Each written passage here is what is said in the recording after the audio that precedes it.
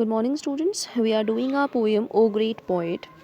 It is a part of Dalit literature written by the famous Dalit poet Daya Pawar. It was originally written in Marathi and later on it was translated to English by Graham Smith. This poem is written on the theme of the suffering, the atrocities which was inflicted on Dalit people by the upper caste society. So now moving on to the text of the poem, the poet says, O Valmiki. In this poem, it is a direct address to the famous poet Valmiki who composed the greatest epic Ramayana. Valmiki himself belonged to Dalit family. He was himself a Dalit by caste. लेकिन जो वाल्मीकि ऋषि हैं उन्होंने बहुत बड़े जो हमारा epic है रामायण उसकी रचना की, लेकिन एक भी शब्द समाज था उसके ऊपर दिक्कतें हो रही थी, जो शोषण उनका हो रहा था उसके बारे में एक भी शब्द नहीं लिखा। इस कारण से जो हमारे कवि हैं दया पवार वो बहुत ज़्यादा व्यथित हैं और वो बिल्कुल वाल्मीकि की आलोचना करते हैं। So in this poem, in the very first line, it is a direct address to to poet Valmiki. O Valmiki, should you sing the praises of Ram Rajya? Poet is so much critical of Valmiki that he directly questions him. The poem has a very abrupt beginning. Abrupt means अचानक से शुरुआत होती है, direct मुद्दे पर आता है। तो he is very much critical of Valmiki and he says that should you sing the praises of Ram राज्य की, क्या तुमको सही में राम राज्य की तारीफ़ करनी चाहिए, because you are the great poet of poets, क्योंकि तुम जो हो वो कवियों के भी कवि हो, तुम इतने महान कवि हो कि तुम्हारी गिनती जो है वो बहुत बड़े बड़े कवियों में भी सर्वोपरि है, उनमें भी तुम क्या है सर्वप्रथम गिने जाते हो, तुम इतने बड़े कवि हो। अब कवि का जो अर्थ है, कवि means poet, poet means he should through his writings, through his creations, he should bring to the limelight that what are the problems which the people are facing in the society, कि अपने लेखनी के माध्यम से एक नैतिक कर्तव्य ये कवि का बनता है कि जो भी दिक्कतें जो है समाज में लोग अगर कोई फेस कर रहे, एक बहुत बड़ा तबका कोई दिक्कत बहुत ज़्यादा उसके ऊपर शोषण हो रहा है ना, बहुत उनके साथ बहुत ज़्यादा दिक्कत आ रही है, तो वो उसको अपनी रचनाओं के माध्यम से उजागर करना चाहिए, लेकिन आपने ऐसा नहीं किया। Seeing the heron's wounded wing, your compassionate heart broke out in lament. Now heron is a bird, a long-legged bird. Heron जो है एक पक्षी है, बहुत लंबी लंबी उसकी टांगें होती है। तो he says, the poet is saying that seeing the heron's wounded wing, कि जब हिरॉन जो है, जो वो पक्षी है, उसका एक पंख टूट गया, जो पंख हैं उसके वो वूंड हो गए, वो इंजर्ड हो गए, तो तब तो your compassionate heart, compassionate means full of emotions, full of love, a heart full of love, कि तुम्हारे हृदय में इतना सारा प्रेम भरा हुआ था, दूसरे इवन पशु पक्षियों से भी तुम इतना प्रेम करते थे कि you broke out in lament, broke out means cried, you started crying in lament, lament means दुख, पेन, कि तुमको बहुत कष्ट हुआ ये देख करके कि उसके जो है वो पंख टूट गए। You were born outside the village. You were born outside the village. Here it is a social reference that because Dalit people were outcasted from the mainstream society, कि उनको जो है जहाँ पे बाकी सारा समाज रहता है, अगर गांव में, तो वहाँ उनको रहने नहीं दिया जाता था, उन लोगों को क्या है दूर किसी एरिया में इतना उनके ऊपर हैरेसमेंट था that they were forced to leave their places, they were forced to leave their village, that they cannot live with the other people, जो अपर कास्ट पीपल हैं वो उनके साथ नहीं रह सकते थे, उनको फोर्स किया जाता कि तुम अलग से बाहर जा करके रहो, तो वो बाहर रहते थे। तो here it is the reference to Valmiki's caste himself, that he himself belonged to the Dalit family, कि तुम भी तो बिल्कुल बाहर विलेज से बाहर पैदा हुए, you were also forced to go through these atrocities in a shunned neighborhood. Shunned means ignored, avoided, जहाँ पे कोई नहीं जाता है, ऐसा किया जाता था, that now it is being criminalized by law. अभी आज के टाइम में it is a criminal offense if you are doing this thing.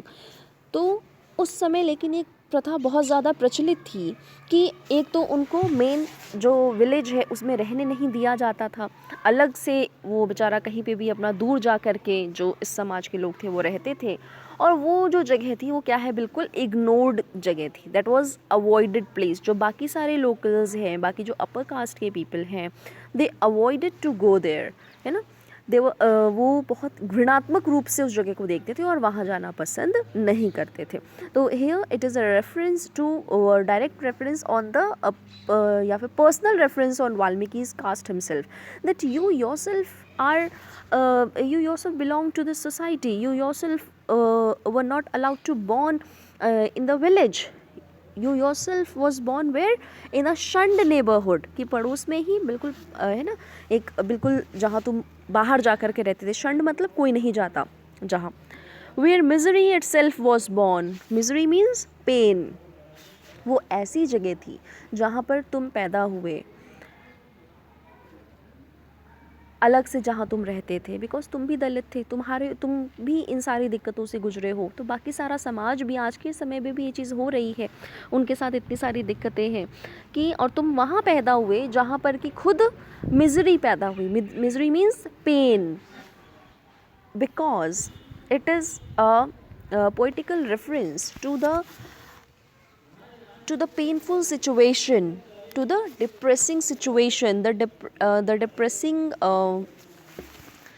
view in which Dalit people were forced to live. कि वो उस जगह पे रहते थे जहाँ पे सिर्फ दुख ही दुख भरा हुआ था और कोई चीज़ दुख के अलावा नहीं था. दुख और दर्द और तकलीफ़ें सिर्फ यही चीज़ें थी, इसके अलावा कोई चीज़ वहाँ नहीं थी. Never festooned with fruit or flower. Festoon means chain of flowers.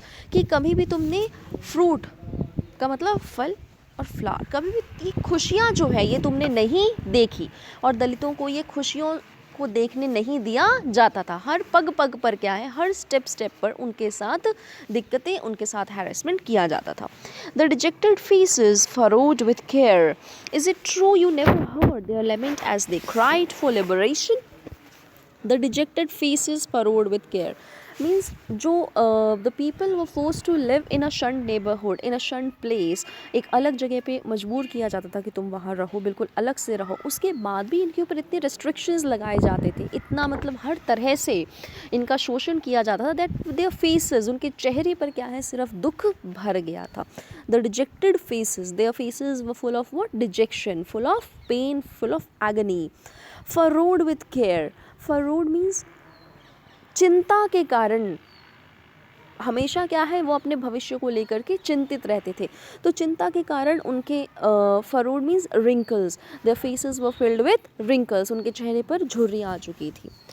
Is it true you never heard their lament as they cried for liberation. कि क्या ये सही है दैट तुमने कभी उनकी आवाज़ सुनी ही नहीं इसके खिलाफ. ये जो पूरा सोशल स्ट्रक्चर बना हुआ था और पूरा जो ये सोशल सिस्टम बना हुआ था दलितों को अलग थलग करने का और उनका शोषण करने का, तो क्या ये सही है कि तुमने कभी उनकी आवाज़ नहीं सुनी. किस चीज़ की आवाज़? Because they were protesting.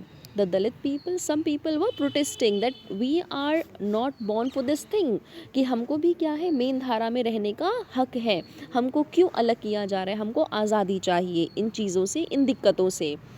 तो क्या ये सही है कि तुमने कभी उनकी ये आज़ादी की जो आवाज़ है, जो ये उनका जो क्राई है, वो चीखें हैं, वो तुमने नहीं सुनी. One Shambuka of your own blood caught fire rose in anger. Now here is the mythological reference. It is being considered that there was a Dalit saint. Dalit समाज के एक सेंट थे, एक ऋषि थे नेम्ड शाम्बुक. अब उन्होंने एक तपस्या की. As they were not allowed, Dalit people were not allowed to do penance, to do rituals. उनको धार्मिक ग्रंथों के अनुसार, धर्म के अनुसार उनको इन सब चीज़ों को करने की इजाज़त नहीं थी. They were not allowed to do religious practices. लेकिन शंबुक जो सेंट थे, जो ऋषि थे, उन्होंने तपस्या की। अब कई लोगों ने ये बात फैला दी कि इस ऋषि ने जो है, क्योंकि दलित समाज का था तो इसको तपस्या नहीं करनी चाहिए थी, मगर फिर भी इसने तपस्या की तो इसका कुप्रभाव पड़ा, है ना। इसका कुप्रभाव के कारण क्या हुआ, एक ब्राह्मण का पुत्र था, उसकी मृत्यु हो गई। तो अब जो ये ब्राह्मण है वो रोता हुआ राजा राम के पास में पहुंचता है, उनके दरबार में पहुंचता है। तो राम जी पूछते हैं कि भाई तुम्हारे पुत्र की मृत्यु फिर कैसे हुई। तो जो नारद मुनि है वो ये चीज़ बता देते हैं कि ये शंबुक जो है इसने इसको अलाउड नहीं था, but even then he did this thing, so because of this his son died, कि ये ब्राह्मण के पुत्र की मृत्यु हो गई। तो इससे जो है राजा राम बहुत गुस्सा होते हैं और वो शंबुक की हत्या कर देते हैं। तो this version is written by Valmiki only, कि ये स्वयं वाल्मीकि ने ही इस ग्रंथ की रचना की, और ये शंबुक का वर्णन भी क्या है, वाल्मीकि जी ने ही किया था। तो here our poet is referring to that depiction by Valmiki, that you are depicting this thing, कि क्या सही में तुमको राम राज्य की प्रेज़ करनी चाहिए, उसकी तारीफ़ करनी चाहिए।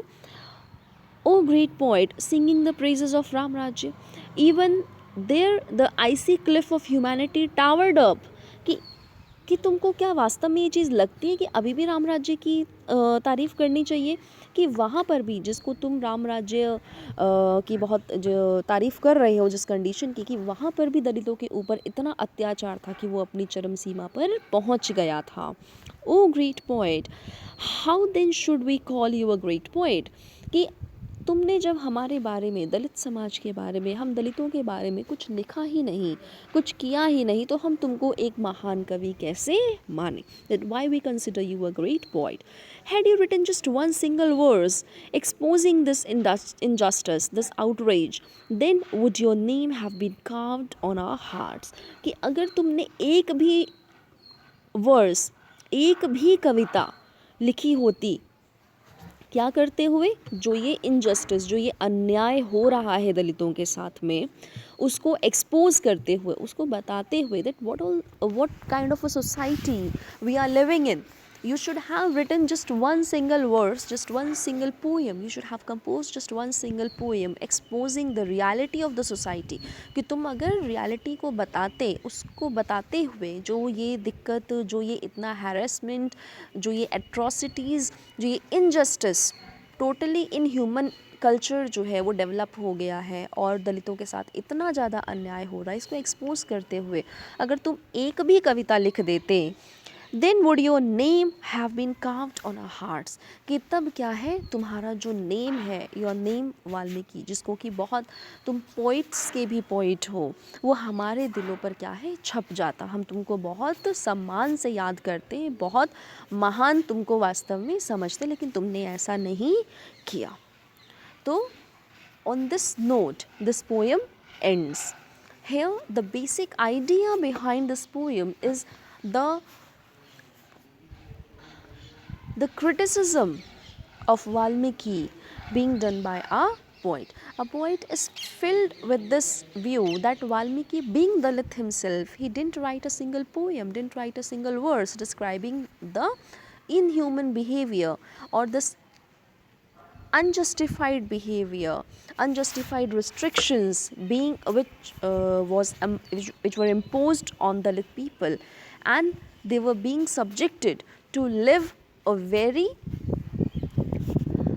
डिग्रेडेड लाइफ, जानबूझ करके क्या है, उनको एक नरकीय जीवन जीने पर मजबूर किया गया, ठीक है। लेकिन इसको लेकर के वाल्मीकि जी ने एक भी कविता नहीं लिखी, बल्कि वो क्या है, राम राज्य की तारीफ में लगे रहे, जबकि राम राज्य में स्वयं ऐसी घटनाएं हुई, कैसी घटनाएं, जिसमें दलितों के ऊपर अत्याचार हुआ, जिसका कि एग्जाम्पल वो शंबुक का जो प्रकरण है उससे देते हैं।